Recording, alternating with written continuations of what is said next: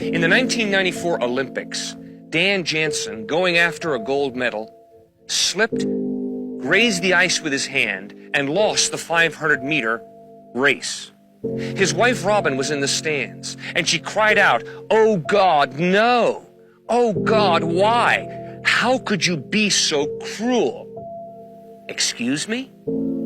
God is being cruel because Dan Jansen doesn't win a gold medal? James Dobson received a letter from a woman who said, 4 years ago, I was living with my boyfriend. I got pregnant. I was devastated. How could God do something like that to me? Excuse me? What do you mean, how could God do something like that to you? The talented boxer Ray Boom Boom Mancini was fighting a Korean.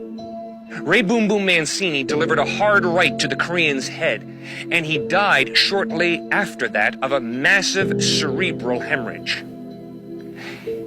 In an interview with newspaper reporters, Ray Boom Boom Mancini said, "Sometimes I don't understand why God does what he does." Excuse me?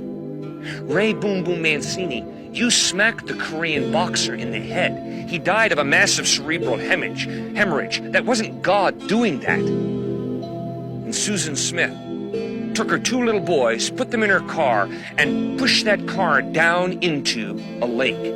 And those 2 little boys drowned. After blaming an African-American carjacker, Susan Smith was exposed as being the murderer of her 2 little boys.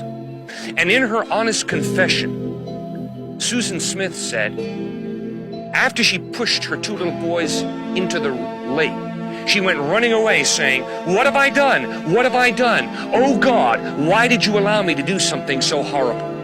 Excuse me? Susan Smith is responsible for what she did. It wasn't God who pushed those 2 little boys in a car down into that lake. And a movie actress is interviewed on television. And with tears coming down her cheeks, she says, "My lover got drunk and fell off the back of our yacht and drowned. How could God allow this to happen?" Excuse me? If you get drunk and fall off the back of a boat and drown, it's not God who has done that to you.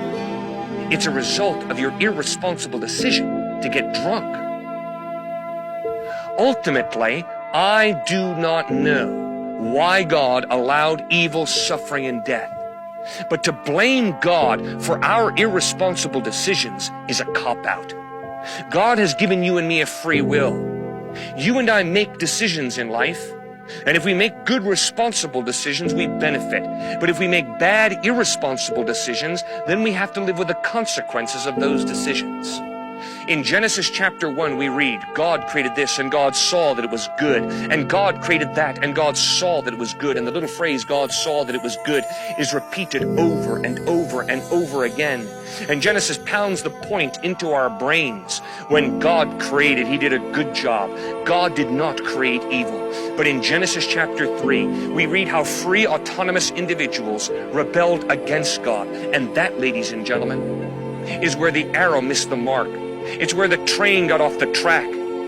When we human beings told God to take a hike, to get lost, he partially honored our request. He took a step back from planet Earth, and chaos erupted.